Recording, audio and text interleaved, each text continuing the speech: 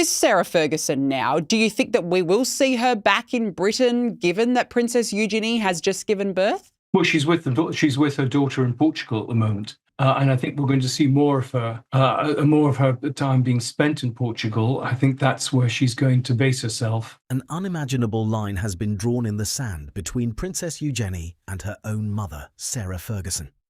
We are talking about a truly shocking betrayal that has completely rocked the royal family, leaving everyone involved absolutely devastated.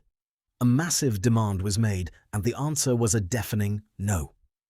You will not believe what really happened behind closed doors or the heartbreaking reason Eugenie was forced to take such a brutal stand.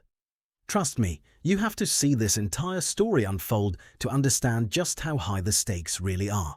So, make sure you stick around, and if you enjoy uncovering these deep royal secrets, go ahead and hit that like button and subscribe. Princess Eugenie thought she had built an unbreakable fortress far away from the endless noise of the royal family. Tucked away on the stunning coast of Melodies, just south of Lisbon, her breathtaking £3.6 million beachfront villa in the exclusive Costa Terra Golf and Ocean Club was meant to be her absolute safe haven. This was the place where she and her husband, Jack Brooksbank, could raise little August, Ernest, and their newborn baby girl, Adelaide Elizabeth Anina, entirely free from the constant glare of paparazzi cameras. For Eugenie, Portugal was an absolute dream come true, a rare slice of paradise where she could simply throw on her exercise gear, pile her hair into a messy bun, walk into the local supermarket, and live like a completely normal person without anyone giving her a second glance. But that peaceful dream came crashing down the moment Sarah Ferguson decided to execute one of the boldest moves of her entire life. Following intense public scrutiny back in the UK, Sarah fled straight out of the country. At 66 years old, after lying low at an ultra-exclusive ski resort in Austria, reports suggest the former Duchess of York quietly touched down in sunny Portugal, setting her sights directly on her daughter's ultra-luxury estate. But insiders reveal that Sarah did not travel to Melodies just to cuddle her brand-new granddaughter Adelaide or drop off a baby gift. No, rumors indicate that Sarah made an unbelievable jaw-dropping demand. She wanted nothing less than the keys to the entire £3.6 million mansion handed over to her outright. Think about that for a second. Sarah was not just asking to crash in the guest room for a long weekend. She was asking for complete, permanent access to the keys. To make her massive demand sound reasonable, sources say Sarah tried to spin the ultimate sales pitch to her daughter. She pointed out that because Eugenie and Jack split their time between the UK and Portugal, the massive oceanfront property often sits empty for long stretches of time. So, Sarah's clever solution? She framed the entire arrangement as a win-win deal. She claimed that by moving in, she could act as the full-time property manager, maintaining the mansion, looking after the estate, and providing round-the-clock grandmother duties for August, Ernest, and baby Adelaide whenever the couple needed a break. It sounded like a warm, selfless gesture from a devoted mother and grandmother on the surface. But those close to the royal family saw right through it. The truth was far darker. Following her public exile from Royal Lodge alongside Prince Andrew and the intense, relentless wave of global backlash over her lingering connections to Jeffrey Epstein, Sarah was backed into a corner. She was desperately searching for a fresh start, a glamorous place to hide, and a luxurious landing pad to rebuild her shattered life. And who better to foot the bill than her own daughter? Sarah genuinely felt that after everything she had been through, Eugenie owed it to her to step up and rescue her in her time of need. She expected Eugenie to simply hand over the keys without asking a single question. But this shocking demand put the new mother in a terrifying, heartbreaking position. Eugenie was completely torn between her deep, fierce loyalty to her mother and her desperate need to protect her husband and 3 young children. Giving in meant handing over the keys to her sanctuary and turning her private, quiet Portuguese haven into a chaotic target for international media and flashing cameras. Sarah's desperate bid to seek refuge under Eugenie's roof sent shockwaves through the entire household. And while Eugenie struggled with what to do, her husband, Jack Brooksbank, was watching the whole situation unfold with growing anger. Jack had always tried to be patient with Sarah over the years, far more patient than Princess Beatrice's husband, Edoardo Mapelli Mozzi, had ever been. But this time, Sarah had crossed a line that Jack simply could not ignore. Jack knew that if Sarah moved in permanently, their quiet, hidden sanctuary in Costa Terra would instantly turn into a high-profile target, drawing a circus of photographers right to their front doorstep. Jack was forced to draw a hard line in the sand, standing firm to protect his new family of 5 from getting dragged into any more royal drama. But if you think a firm line from Jack was enough to settle this intense family feud, you have not heard the full story yet.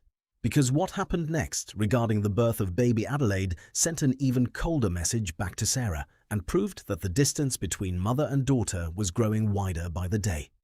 If you thought rejecting Sarah Ferguson's request to move into the beach house was a cold move, wait until you hear what happened when Princess Eugenie officially named her newborn baby girl.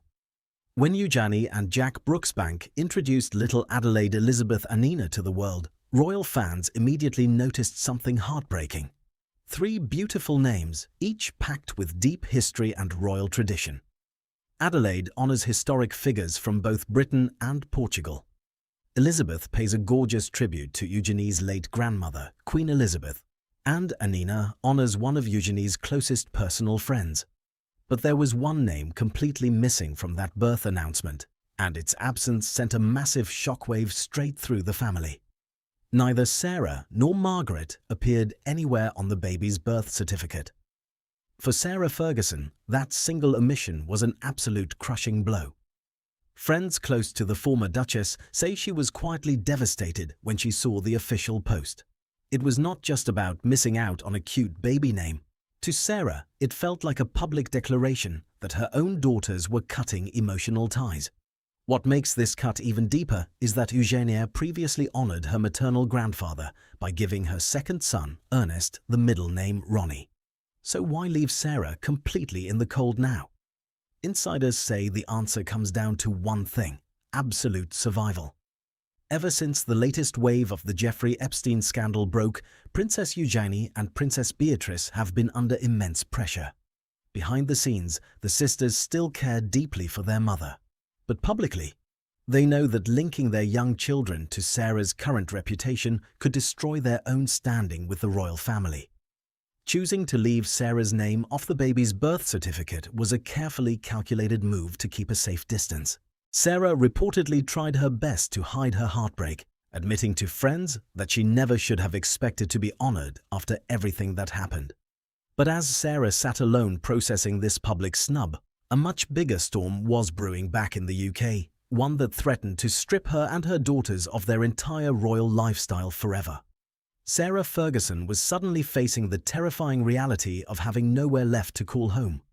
For years, Sarah lived comfortably inside the 30-room Royal Lodge in Windsor alongside Andrew.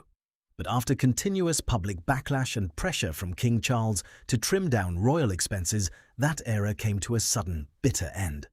Sarah found herself effectively forced out, stripped of the royal security and privilege she had relied on for decades. To make matters worse, she could no longer count on her usual network of wealthy friends to bail her out. Reports suggest that after brief, uncomfortable stays at a luxury ski resort in Austria and private chalets in Verbier, Sarah realized her options were running out fast. The royal invitation list had completely dried up. That is exactly why her sudden move toward Portugal was never just a casual vacation. Insiders say Sarah felt genuinely desperate. She viewed Princess Eugenie's quiet beachfront sanctuary not just as a place to visit her new grandchild, but as her last real lifeline to hold on to a life of luxury and safety. She believed it was only right for her daughters to step up during her darkest hour. After all she had given them, Sarah expected Eugenie and Princess Beatrice to come to her rescue and shield her from public harshness. What Sarah did not anticipate was that her sudden arrival in Portugal would push Eugenie's marriage to the absolute breaking point. Because while Eugenie felt torn by maternal love, her husband Jack Brooksbank was preparing to make a final decision that would change their family dynamic forever. Jack Brooksbank knew that if he did not take control of the situation immediately, his young family's life in Portugal would be completely ruined. For years, Jack was known as the easygoing member of the extended royal family. Insiders say he showed far more patience towards Sarah Ferguson than Princess Beatrice's husband, Edoardo Mapelli Mozzi, ever did. Edoardo allegedly made it clear early on that he wanted strict boundaries when it came to royal drama. But Jack had always tried to keep the peace and stay out of the headlines. That patient attitude vanished the moment Sarah made her massive move for the Portuguese villa. Reports suggest Jack recognized the danger right away. If Sarah moved in permanently, their quiet beachfront sanctuary in Costa Terra would immediately be swarming with international paparazzi. The low-key lifestyle he and Princess Eugenie built for their 3 young children would vanish overnight. Jack could foresee the chaos, the headlines, and the endless cameras right outside their front door. So Jack did what few people in the royal family ever dared to do. He stepped in and drew a firm, unwavering line in the sand. According to sources, Jack accepted that Sarah could visit occasionally to see baby Adelaide and the boys, but he explicitly ruled out any kind of long-term stay. He insisted that their home had to remain a safe harbor, entirely focused on bonding as a family without the heavy cloud of Sarah's personal troubles hanging over them. It was a bold, decisive move that protected his household, but it left Princess Eugenie caught right in the middle of an agonizing conflict. In the end, Princess Eugenie made the ultimate choice to put her husband, her 3 young children, and her own peace of mind above everything else. Reports suggest that while Sarah Ferguson quietly accepted the boundaries set by her daughter, the distance between them has never felt more obvious. Sarah remains laying low in secret, sacrificing her desire to be right beside her newest granddaughter in Portugal just to keep the media storm at bay. Eugenie had to stand her ground and draw a hard line in the sand, proving that when it comes to protecting her little family, not even her own mother can break through her defenses.